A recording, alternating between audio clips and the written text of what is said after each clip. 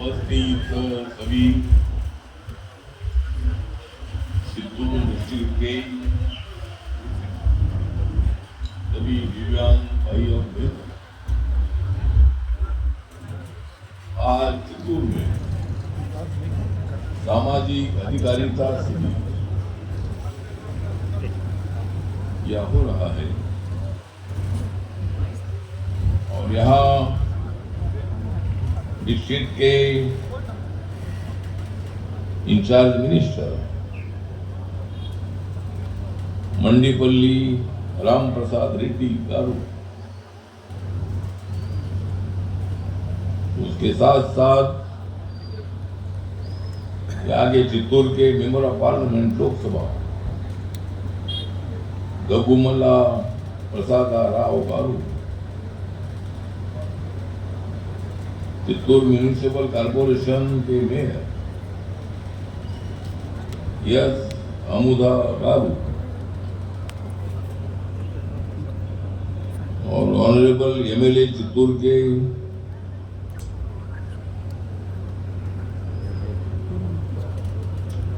गुरुजाला जगन मोहन गारू और यहाँ हमारे अलीमको के अधिकारी जिन्होंने प्रोग्राम को बहुत ही अच्छा बनाने का प्रयत्न किया है, वो संजय सिंह जी डीजीएम, नरेंद्र पड़ाल जो एडिशनल कलेक्टर है, नौजवान है और अभी 2024 के आईएएस है, देखने के लिए बहुत छोटे हैं मगर उन्होंने आईएएस का एग्जाम पास किया है। दूसरे हमारे Rajshekhar Raju additional SP, Mohan Kumar district revenue officer और सभी मान्यवर यहाँ मौजूद है। मैं नरेंद्र मोदी सरकार में सामाजिक न्याय एवं अधिकारिता मंत्रालय का राज्य मंत्री हूँ। मैं लगातार नरेंद्र मोदी सरकार में थर्ड टाइम, तीसरी बार मैं सोशल जस्टिस एंड एम्पावरमेंट का राज्य मंत्री बना हूँ। आपके भाषण को अनुवाद करने के लिए मुझे रखा गया है। इधर आगे आ गया जो గౌరవనీయులు శ్రీ రామదాస్ అఠవాలే జీ గారు, గౌరవ ప్రధానమంత్రి శ్రీ నరేంద్ర మోడీ గారి ప్రభుత్వంలో మూడవసారి మంత్రిగా ప్రమాణ స్వీకారం చేశారు. వారు ఇక్కడ ఇచ్చేసినటువంటి గౌరవ పార్లమెంట్ సభ్యులు, రవాణా శాఖ మంత్రి శ్రీ మండిపల్లి రాంప్రసాద్ గారు, అలాగే చిత్తూరు పార్లమెంట్ సభ్యులు శ్రీ ప్రసాద్ గారు, అలాగే శాసనసభ్యులు శ్రీ మోహన్ గారికి, ఇంకా ఇతర అధికార ప్రముఖులందరికీ కూడా స్వాగతం మరియు అభినందనలు తెలియజేశారు. और मैं चंद्रबाबू नायडू जी का जो यहाँ के मुख्यमंत्री है, जिनको यहाँ के जनता ने बहुत ही बड़ा सपोर्ट करके हमारी भारत की माननीय मोदी जी की सरकार बनाने में जिनका बहुत बड़ा योगदान रहा है, कम से कम 21 सीटें यहाँ चुनकर आई और उसमें 16 सीट हमारी बीजेपी की आई है, 3 सीट बीजेपी की आई है, 2 सीट पवन कल्याण जी की पार्टी की आई है। तो हमारी सरकार माननीय मोदी साहब की सरकार बनाने में चंद्रबाबू नायडू जी का बहुत बड़ा योगदान है, इसलिए उनका हार्दिक आभार व्यक्त करता हूँ। మంత్రి గారు, మన ప్రియతమ ముఖ్యమంత్రి శ్రీ నారా చంద్రబాబు నాయుడు గారి కృషి వలన మూడోసారి బీజేపీ ప్రభుత్వం ఏర్పాటైంది. ఆంధ్రప్రదేశ్ నుంచి అత్యధిక ఎంపీ సీట్లు ఇచ్చి వారిని అధికారంలో కూర్చోబెట్టినందుకు మరొకసారి తన యొక్క ధన్యవాదాలను తెలియజేసుకుంటున్నారు. माननीय प्रधानमंत्री नरेंद्र मोदी जी के सबका साथ, सबका विकास, सबका विश्वास और इसके लिए सबका प्रयास के मंत्र को साकार करते हुए तथा भारत का ये आजादी का अमृत महोत्सव 75 साल पूरे किए हैं। ये अमृत महोत्सव को ध्यान में रखते हुए हमारे मंत्रालय के अंतर्गत दिव्यांगजन सशक्तिकरण विभाग दिव्यांगजनों के सामाजिक, सांस्कृतिक, शैक्षणिक और आर्थिक सशक्तिकरण तथा उनके लिए समावेशी एवं सुगम्य वातावरण बनाने हेतु विभिन्न केंद्रीकृत योजनाओं का क्रियान्वयन कर रहा है, जिससे कि उनका समग्र विकास सुनिश्चित हो। గౌరవనీయులు ప్రీతమ ప్రధానమంత్రి గారి పిలుపు మేరకు అందరి తోడు, అందరి అభివృద్ధి, అందరి విశ్వాసం సాధించడం కోసం అందరి ప్రయత్నంలో భాగంగా మరియు 75 సంవత్సరాల స్వతంత్ర భారత అమృత మహోత్సవాన్ని పురస్కరించుకొని భారత స్వర్ణోత్సవాలు జరుపుకుంటున్న సందర్భంలో మా మంత్రిత్వ శాఖ ఆధ్వర్యంలో దివ్యాంగుల పరిపుష్టి కోసం, దివ్యాంగుల సామాజిక, సాంస్కృతిక, విద్యాపరమైన మరియు ఆర్థికపరమైన పరిపుష్టి కల్పించడం కోసం, వారికి అనుకూలమైన వాతావరణం సృష్టించడం కోసం అనేక పథకాలను రూపొందించి అమలు చేస్తోంది। और दिव्यांगजन अधिकार अधिनियम 2016 डेट है 27 दिसंबर 2016 से लागू किया गया है। 2016 డిసెంబర్ నుంచి ప్రత్యేకంగా దివ్యాంగ హక్కుల చట్టాన్ని అమలు చేస్తున్నాం। ఈ చట్టం ప్రకారం जिसके अंतर्गत दिव्यांगता की श्रेणियों को 7 से बढ़ाकर 21 कर दिया गया है। 7 రకాల దివ్యాంగత్వాన్ని గుర్తించడం నుంచి ఆ దివ్యాంగ రకాలను 21 రకాలకు పెంచడం జరిగింది। सरकारी गवर्नमेंट सर्विसेज में जो आरक्षण 3% था वो 4% किया गया है। దివ్యాంగుల రిజర్వేషన్లు 3% నుంచి 4%కి పెంచబడ్డాయి।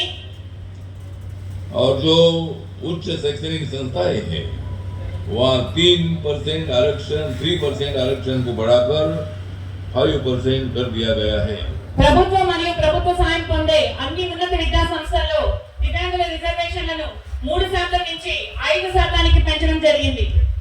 दिव्यांगजनों को एक सुगम्य वातावरण मिले, इसके लिए हमारी सरकार द्वारा सुगम्य भारत अभियान का शुभारंभ किया गया।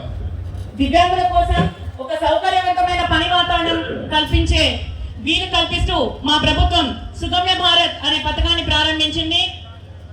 और इस स्कीम के अंतर्गत अभी तक 1314 सरकारी भवनों को सुगम्य बनाने हेतु 563.85 करोड़ रुपए जारी किए जा चुके हैं।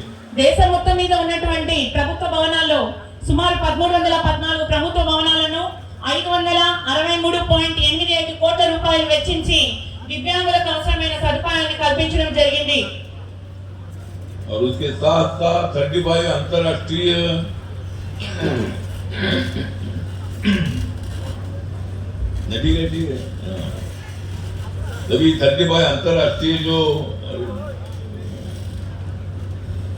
सभी 35 अंतर्राष्ट्रीय जो विमान अड्डे हैं उसको, और उसके साथ साथ 55 जो जिला के और जो घरेलू हवाई अड्डे हैं उनको भी सुगम्य बनाया गया है। దేశంలోని 35 అంతర్జాతీయ మరియు 55 జాతీయ విమానాశ్రయాలను దివ్యాంగులకు అనుకూలంగా సదుపాయాలు కల్పించడం జరిగింది। और जो 709 रेलवे स्टेशन हो या 8695 बसें हो तथा 637 वेबसाइटों को सुगम्य बनाया गया है। అదేవిధంగా దివ్యాంగుల రాకపోకలు ప్రయాణ సహకారం నిమిత్తం 709 రైల్వే స్టేషన్లు మరియు 8695 బస్సులు అలాగే 635 వెబ్సైట్లను కూడా దివ్యాంగులు ఉపయోగించుకునే విధంగా మార్పు చేయించడం జరిగింది। और 19 निजी समाचार चैनलों द्वारा आंशिक रूप से सुगम्य समाचार बुलेटिन का प्रसारण किया जा रहा है। 19 వ్యక్తిగత సమాచార ఛానళ్ల ద్వారా పాక్షికంగా మరియు విషయాల వారీగా దివ్యాంగులకు అవసరమైనటువంటి వార్తా బులెటిన్లను ప్రసారం చేయడం జరుగుతోంది। और 8.34 लाख स्कूलों में रैंप, हैंड रेल स्कल और सुगम्य शौचालय की व्यवस्था की गई है। 8.34 లక్షల పాఠశాలల్లో ర్యాంపులు, చేపట్టు గోడలు మరియు దివ్యాంగులు వెళ్లి వచ్చే వీలు కలిగినటువంటి మరుగుదొడ్ల నిర్మాణం చేయడం జరిగింది।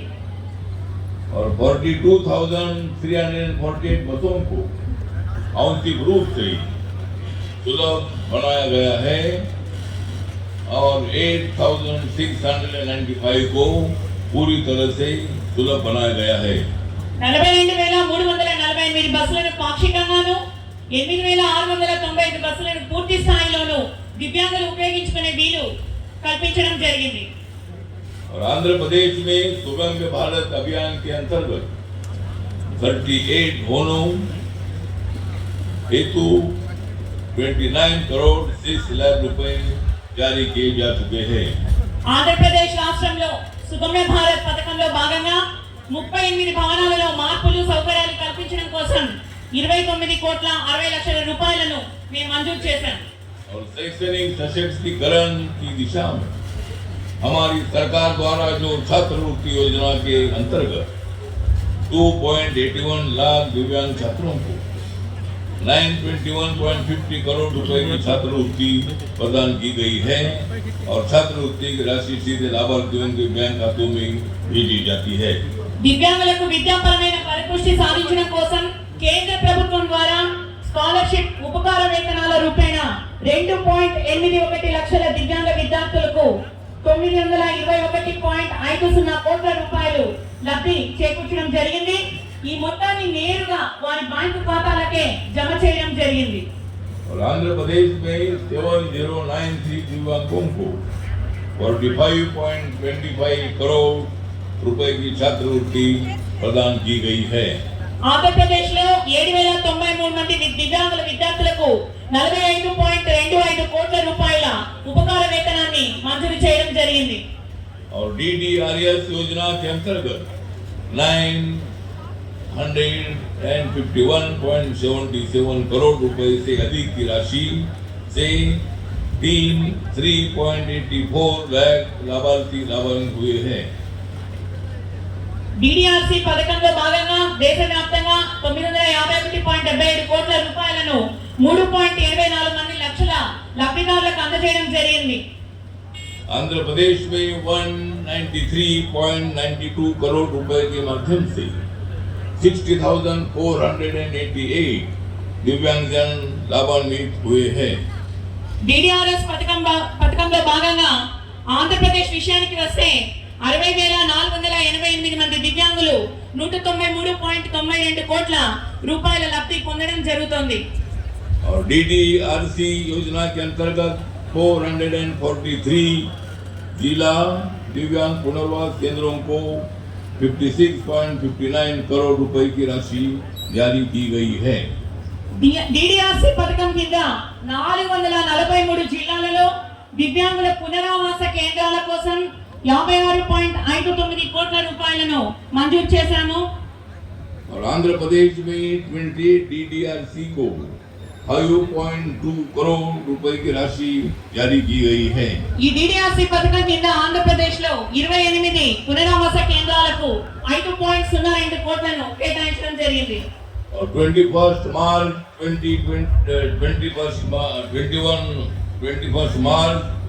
2015 से कौशल विकास प्रशिक्षण की राष्ट्रीय कार्य योजना प्रारंभ की गई। अभी तक 1.42 लाख दिव्यांग छात्रों के प्रशिक्षण पर 157.52 करोड़ रुपए का उपयोग किया गया है। आंध्र प्रदेश में 1,432 दिव्यांगजनों को 1.49 लाख रुपए की लागत से प्रशिक्षण किया गया है।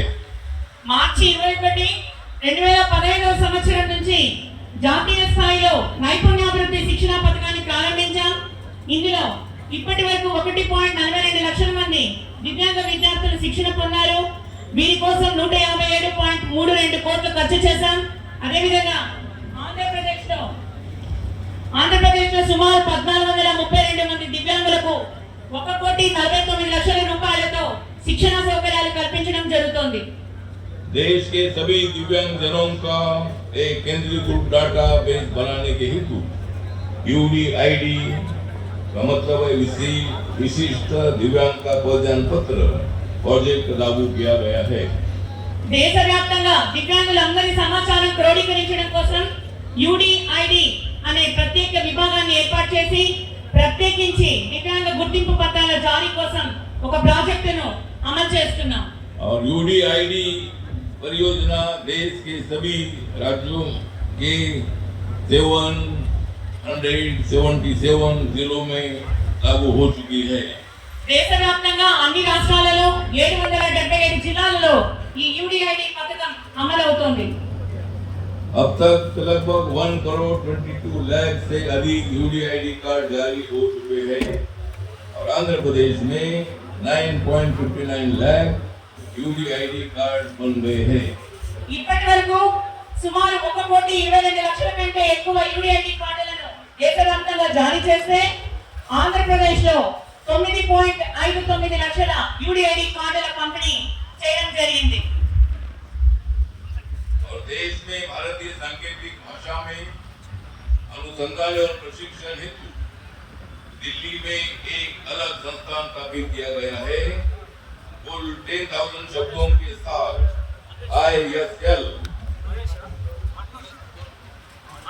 ISL डिक्शनरी विकसित की गई थी. वर्तमान में इसमें 2,500 शब्द और जोड़ दिए गए हैं एवं इस शब्द कोश को 10 भाषाओं में भी विकसित किया जा रहा है.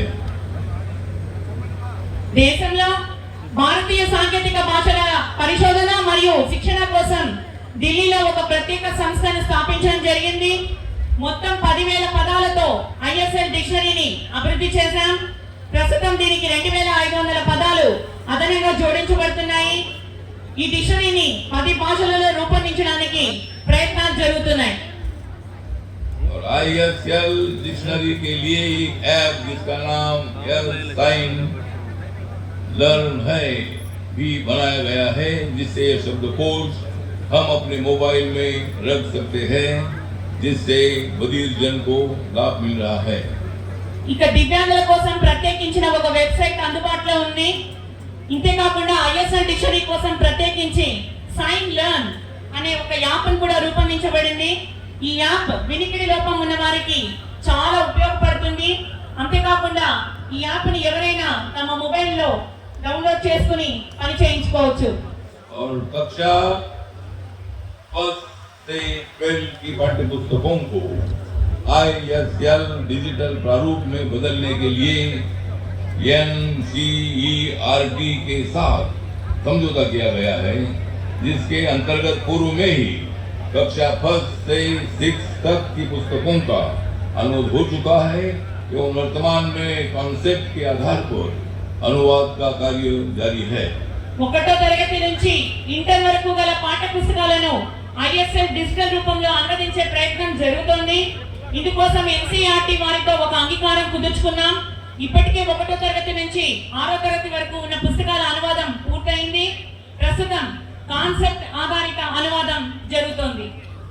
ग्वालियर में मध्य प्रदेश में 192 करोड़ रुपए की लागत से दिव्यांगता खेल केंद्र की स्थापना की गई है, जहां देश के दिव्यांग खिलाड़ी विश्व स्तरीय प्रशिक्षण प्राप्त कर सकते हैं और राष्ट्रीय एवं अंतर्राष्ट्रीय स्तर पर पदक जीतकर देश का गौरव बढ़ाएंगे.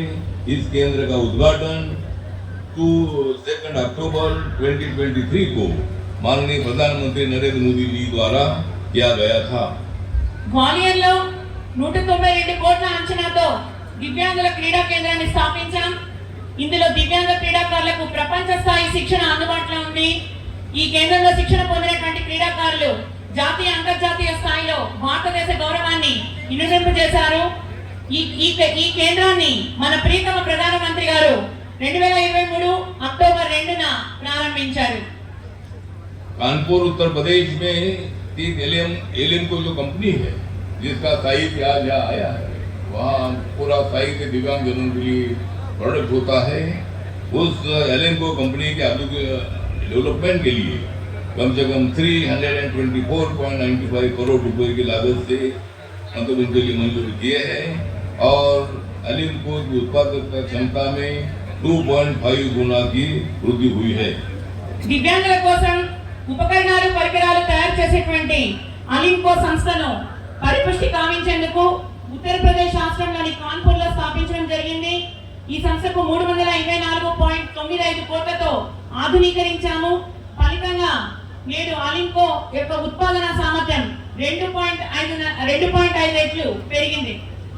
और जब से नरेंद्र मोदी जी की सरकार, एनडीए की सरकार 2014 में 2014 में आई, तब से जो एडिप कैंप है जो आज यहाँ हो रहा है, वहीं से एडिप कैंप के अंतर्गत मतलब अभी तक 18,819 शिविर लगाए गए हैं और अब तक 31.59 लाख से अधिक दिव्यांग जनों को 2,480.74 करोड़ से अधिक राशि के सहायता उपकरणों का वितरण किया गया है. 2014 నుంచి బీజేపీ ప్రభుత్వం అధికారంలోకి వచ్చినప్పటి నుంచి ఇప్పటి వరకు ఎడి పథకంలో భాగంగా 18,819 శిబిరాలను మేము నిర్వహించడం జరిగింది.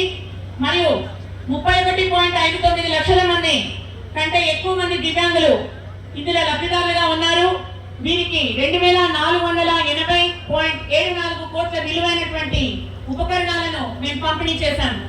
और इस दिशा में कम से कम 10 ग्रीनिंग वर्ल्ड रिकॉर्ड भी बनाए चुके हैं. అంతేకాకుండా ఈ విషయంలో 10 గిన్నెస్ వరల్డ్ రికార్డులు కూడా ప్రపంచ స్థాయి గిన్నెస్ రికార్డులు నెలకొల్పబడ్డాయి. और आंध्र प्रदेश में 446 कैंप अभी तक आयोजित किए हैं और उसमें कम से कम 1,18,000 इतने दिव्यांग जनों को लाभ हुआ है और उसमें कम से कम 127 करोड़ 64 लाख राशि का उपयोग किया गया है. ఆంధ్రప్రదేశ్ లో 446 క్యాంపులు నిర్వహించి 1,18,000 కంటే ఎక్కువ మంది లబ్ధిదారులను గుర్తించాం. వీరికి 127 కోట్ల 64 లక్షల విలువైన పరికరాలను పంపిణీ చేయడం జరిగింది. और जो हमारी सीनियर सिटीजन की योजना है उसमें भारत में वरिष्ठ नागरिकों की जनसंख्या 10.38 करोड़ है. सीनियर सिटीजन की संख्या देश भर में 10.38 करोड़ है और वरिष्ठ नागरिकों की 70% से अधिक आबादी देश के ग्रामीण क्षेत्रों में रहती है. वरिष्ठ नागरिकों का एक बड़ा प्रतिशत 5.2% वृद्धावस्था से संबंधित किसी प्रकार की अक्षमता से ग्रस्त है. सरकार ने स्थिति को गंभीरता से लिया है और माननीय प्रधानमंत्री जी के मार्गदर्शन में हमारे मंत्रालय ने देश के वरिष्ठ नागरिकों के लिए एक सरल दैनिक जीवन और सशक्तिकरण की दिशा में काम करते हुए 1 अप्रैल 2017 में राष्ट्रीय वयस्क योजना की शुरुआत की है. భారతదేశంలో 10.38 కోట్ల మంది వృద్ధ పౌరులు ఉన్నారు. అందులో 70% మంది గ్రామీణ ప్రాంతాల్లోనే నివసిస్తున్నారు. వీరిలో 5.2% మంది వృద్ధాప్యం వల్ల వచ్చే అనేక రకాల ఇబ్బందులను ఎదుర్కొంటున్నారు. గౌరవనీయులు మన ప్రధానమంత్రి శ్రీ నరేంద్ర మోడీ గారి నాయకత్వంలో వారి మార్గదర్శకత్వంలో సామాజిక న్యాయం మరియు సాధికారత శాఖ వారు వృద్ధులైన పౌరుల యొక్క జీవితం బాగుండాలని, వారు సునాయాసంగా జీవితం గడిపేలా వారి సంక్షేమం కోసమే ఏప్రిల్ 2017 నుంచి రాష్ట్రీయ వయోశ్రీ అనే ఒక పథకాన్ని ప్రారంభించి అమలు చేస్తున్నారు. और आपके चित्तूर जिले में जो एडिप कैंप हुए हैं और वयस्क योजना जो है इस अंतर्गत आयोजित किए गए शिविरों में अभी तक कम से कम 3,505 लाभार्थियों को उसमें एडिप कैंप के 2,308 और सीनियर सिटीजन की स्कीम में 1,197 को हमने साहित्य बांटा है. चिन्हित लाभार्थियों को लगभग 4,68,90,000 और 8,916 सहायक उपकरण हमने अभी तक वितरित किए हैं. చిత్తూరు జిల్లాలో ఎడి మరియు రాష్ట్ర వయోశ్రీ పథకాల ద్వారా శిబిరాలు నిర్వహించబడ్డాయి. వీటిలో 3,505 మంది లబ్ధిదారులను గుర్తించాం. వీరందరికీ దాదాపు 4,68,90,90,000 రూపాయల విలువైనటువంటి పరికరాలను 8,916 పరికరాలను పంపిణీ చేయడం జరిగింది. ఇందులో మోటార్ త్రిచక్ర వాహనాలు, మానవ చాలిత త్రిచక్ర వాహనాలు, వీల్ చైర్లు వంటి ఎన్నో ఉపకరణాలు ఉన్నాయి.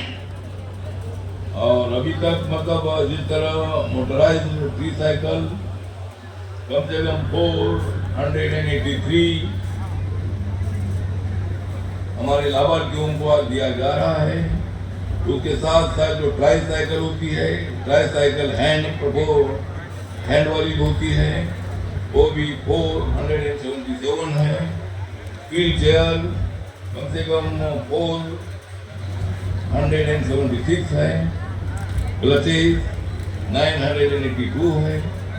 वॉकिंग सीट 640 है। ब्रेल किट 9 है। ब्रेल केन फोल्डिंग 11 है।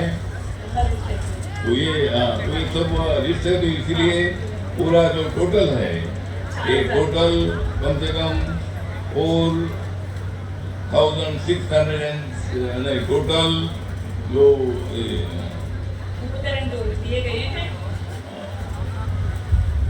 8,916 उपकरण आज दिए गए हैं।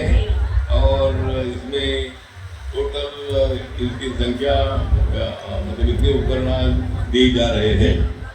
జిల్లా మొత్తం మీద వివిధ ఉపకరణాలు పంపిణీ చేయడం జరుగుతుంది. 8,916 ఉపకరణాలను ఈ సందర్భంగా చిత్తూరు జిల్లాలో పంపిణీ చేయడం జరుగుతోంది. और इसलिए आज मैं ज़्यादा नहीं बोलना चाहता हूँ। बहुत सारा योजनाओं की जानकारी मैंने की है और वक्त काफ़ी हो चुका है। 10 तारीख को प्रोग्राम शुरू होने वाला था, लेकिन मेरा फ्लाइट भी मतलब तिरुपति में 10:30 बजे आया था और यहाँ पहुँचने के लिए मुझे काफ़ी देर हो गई है। इसलिए मैं ज़्यादा वक्त नहीं लेना चाहता हूँ। जिन दिन हमारे तमाम दिव्यांगजनों को साहित्य मिल रहा है, भारत सरकार आपके साथ है। भारत सरकार, नरेंद्र मोदी जी की सरकार दिव्यांगजनों के लिए साथ है। और हमारा एक ही मंत्रालय ऐसा है कि हमारे मंत्रालय में 2 सेक्रेटरी है। एक सेक्रेटरी हमारे दिव्यांगजन सशक्तिकरण के लिए स्पेशल सेक्रेटरी है और सोशल जस्टिस के लिए अलग सेक्रेटरी है। इसी तरह दिव्यांगजनों को पूरी मदद करने का प्रयत्न हमारा है।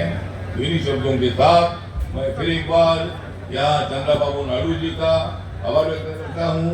ये आप इस राज्य को बहुत अच्छा से चला रहे हैं और भारत सरकार आपके साथ है। भारत सरकार जो भी आपकी समस्या है, ये समस्या हल करने के लिए